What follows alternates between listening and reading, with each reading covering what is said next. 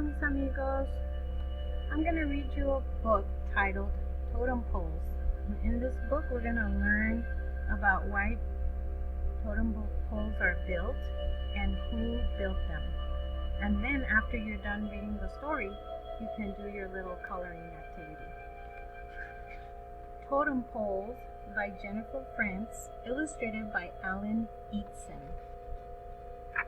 The Pacific Northwest, 1750. Let me move my computer a little closer. There we go. It is a big day for the Haida tribe. Drums beat and voices chant. People in costumes are dancing. And you can see some of the totem poles. Pointing with the wrong finger over here. There is a smoky smell of fish roasting. Many people from other Haida villages are here. They have come to help put up a totem pole. A large hole has been dug in the ground. 50 strong men have been chosen. They will lift the pole. So it takes a lot of people to put up a totem pole because they're really big. Slowly, the men raise the pole. The men take many breaks. The totem pole is very heavy. It is hard work. The men must not drop it. That would be bad luck. Voices chant louder and louder. Then everyone cheers. The totem pole is in place. The totem pole is 60 feet high. That's as tall as 10 men. This man made the pole. His tools hang around his neck. See right there? It took him a year to make the totem pole and to make the carvings. He is proud of his work. He gets to do a special dance. Then comes a feast called a potlatch. A potlatch may last for many days. It is held for big events in a tribe, like weddings or births. The potlatch shows people from other Haida clans that this family is rich and powerful.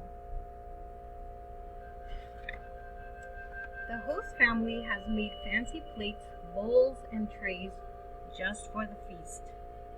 There are gifts for all the guests. The gifts must be very special. They also show that the family is rich and powerful. So does the totem pole.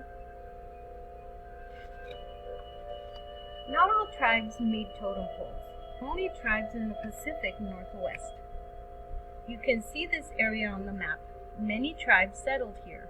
The land was rich with plants and animals. So were the rivers and the sea. So here's, boys and girls, this is our country down here, and this is where most people built the totem poles. People fished for salmon and they hunted sea lions.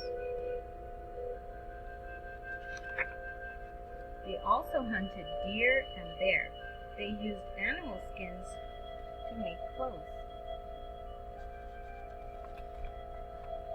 They used trees to build houses and fires. They also used trees to make totem poles. They were carved from red cedar trees.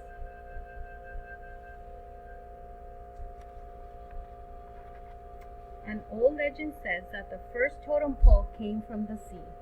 Have you ever seen driftwood? The knots and twists can look like faces or animals. Sometimes driftwood looks like it has been carved by a person. Driftwood may have given people the idea to make totem poles. Carvers used simple tools like axes and chisels. They even made shells, stone, wood, and animal bones and teeth. Many totem poles were painted. The paints were made from crushed rocks and plants. It could take a whole year to make one pole.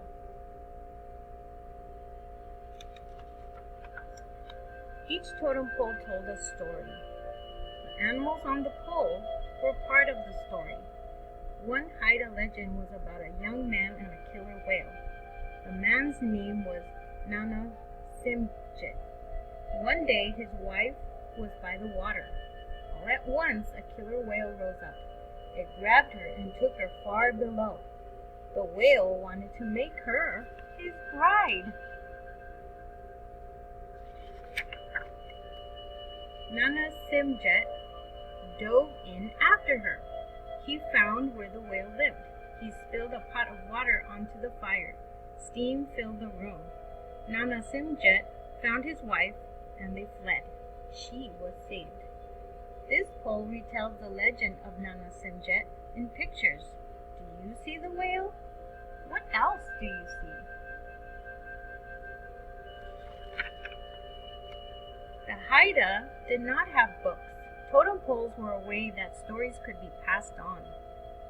Totem poles also kept track of a family's history. The Haida people had two main groups, the eagles and the ravens. Look at this totem pole. It belongs to the eagle group. Do you see the eagle on top of the pole? In each main group, there were smaller groups of families. Each family had its own animal. One family might pick the beaver. The beaver would appear on all of their totem poles. Do you see the beaver?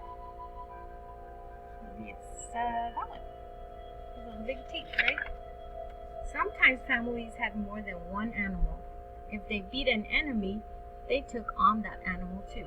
If a man from a beaver family married a woman from a frog family, then their pole could have a beaver and a frog on it. The animals were passed down in the family. The totem poles were like a coat of arms. They told who the family was. Totem poles were also used to mark off land, kind of like flags. Totem poles always faced the shoreline. This is because people traveled by canoe. You can see it right here. When visitors got to the shore, they saw a totem pole. They knew that people lived there. Some poles had watchmen on the very top. These poles were on the front of Haida houses. The watchmen were to keep the house safe. Sometimes totem poles were put up in honor of dead chiefs. Some even held the ashes of the dead person. There were also shame poles. They were to embarrass people in the tribe, people who did not pay debts. That means that they didn't pay their bills. Many of the old totem poles have worn away over time. Today, there are new totem pole carvers. They try to keep the old way alive. They pass down the art and stories of totem poles, just as others did long ago. Oops.